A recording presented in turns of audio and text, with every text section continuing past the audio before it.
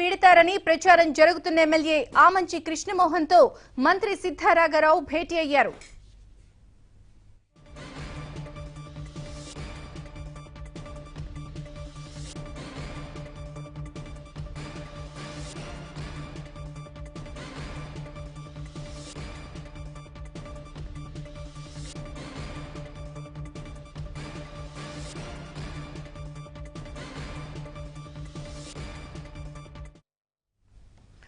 టీడీపీని వీడతారని ప్రచారం జరుగుతున్న ఎమ్మెల్యే ఆమంచి కృష్ణమోహన్ తో మంత్రి సిద్ధా రాఘవరావు భేటీ అయ్యారు. పూర్తి వివరాలు మా ప్రతినిధి సురేష్ అడిగి తెలుసుకుందాం. సురేష్, టీడీపీ వర్గాలు ఏమంటున్నాయి?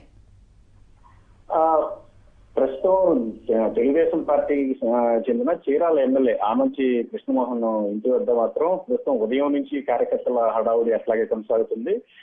పార్టీ మారుతారని జోరుగా ప్రచారం సాగుతుండటం ఉదయం నుంచి ఆయన కూడా విడివిడిగా కార్యకర్తలతో భేటీ కావుతున్న నేపథ్యంలో సీఎం చంద్రబాబు అదేవిధంగా తెలుగుదేశం పార్టీకి సంబంధించిన అధిష్టానం మొత్తం దీనిపై దృష్టి కేంద్రీకరించింది. దీనికి సంబంధించి ఆమంచి కృష్ణమోహన్ తోటి మాట్లాడవలసిందిగా మంత్రి సిద్ధా రాఘవరావును కూడా పంపించడం జరిగింది. దాదాపు 2 గంటల పాటు సిద్ధా రాఘవరావు ఆమంచి కృష్ణమోహన్ తోటి మాట్లాడారు.